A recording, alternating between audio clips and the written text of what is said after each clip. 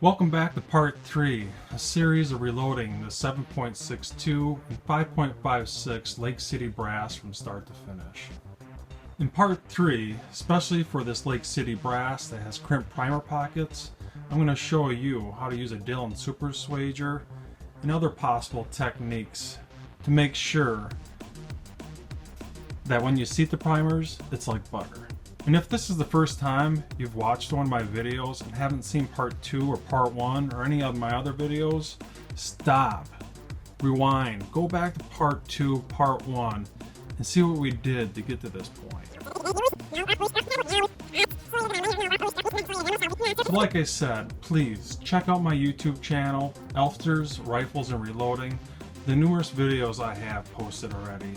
Alright, enough of the BS. Let's get to swaging this brass so we can remove this crimp primer pocket. Now if you're new to the game, the reason why we need to remove this crimp is so you can seat the primers properly.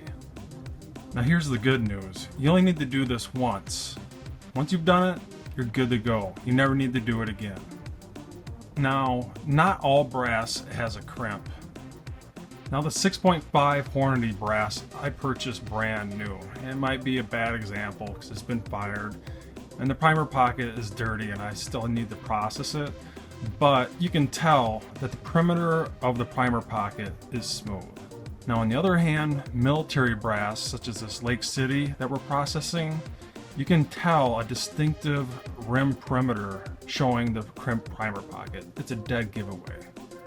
Now be forewarned, just because you buy ammunition that you intend to reload off the shelf and it's non-military, it can still have crimped primer pockets, so keep an eye out for that. Missing that step or doing it incorrectly will make seating the primers very difficult. Now there's a good reason why I like to remove the crimped primer pockets at this stage of the reloading process, especially if you intend to clean your brass with a tumbler with stainless steel pins. I have found that using a Dillon Swager first, using the reamer on my Lyman Case Prep Center second, I have found that the second and final wash after the brass has been sized and lubed, these little pins do an amazing job of making the primer pocket as smooth as butter. Now 100%, I totally get it. Not everyone can afford a $100 Dillon Super Swager. Now if you have the money and you can afford it, I highly recommend getting a Dillon Super Swager. But if you don't have the money and you're starting out from scratch, this is what I did. The Lyman Case Prep Center, in my opinion, is probably one of the best do-all brass case prep centers you can purchase, especially if you're just starting out for the first time. Now before I had this, I actually used my Lyman Case Prep Center as a do-all. I would cut out the crimped primer pocket. Be careful not to overdo it. Just enough to cut it out. And then finish it off with a reamer.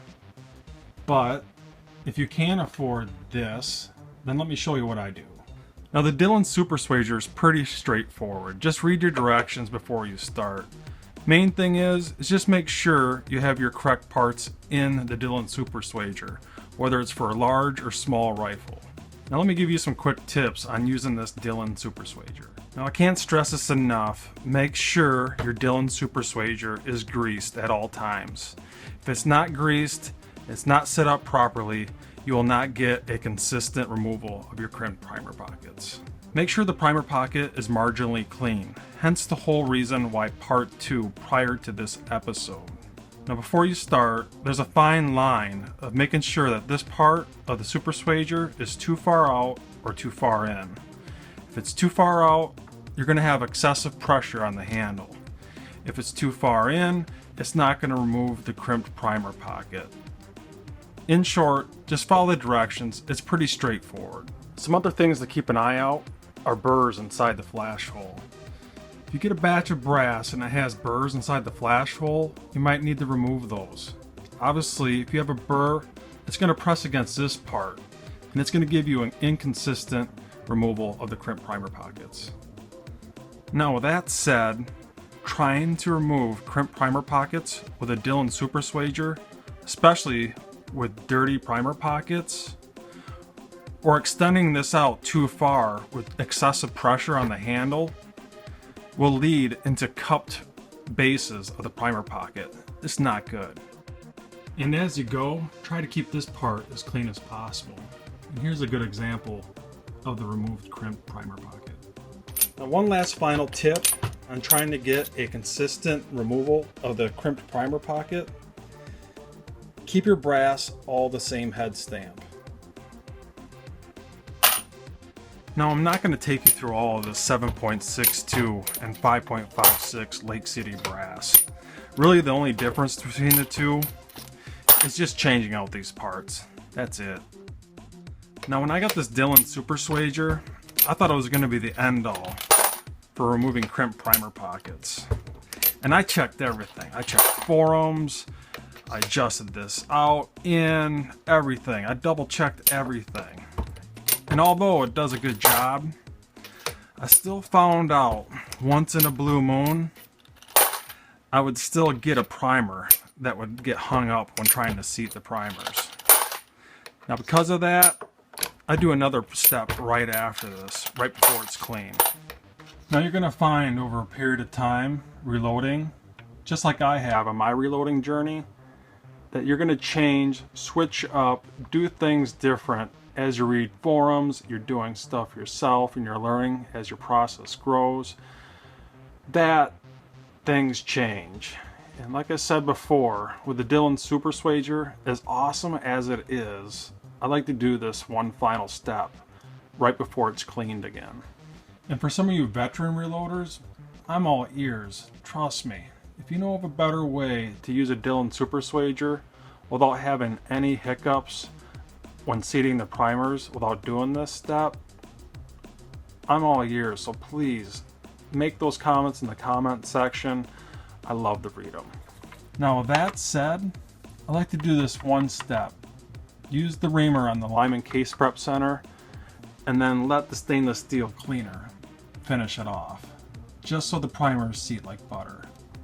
Now you'll find out, especially for those that are new to the game, that, hey, I can only afford a particular product. And as you change and upgrade your equipment, you also too will change and upgrade your knowledge. And you too are going to learn on your reloading journey, just like I have, that the process of knowledge and learning new techniques, changing your techniques, is never going to end. And just to make sure that this video doesn't run too long, check back on a regular basis for part 4, annealing this brass. Have a nice day. I'll see you next time. Thank God, you only got to do this once.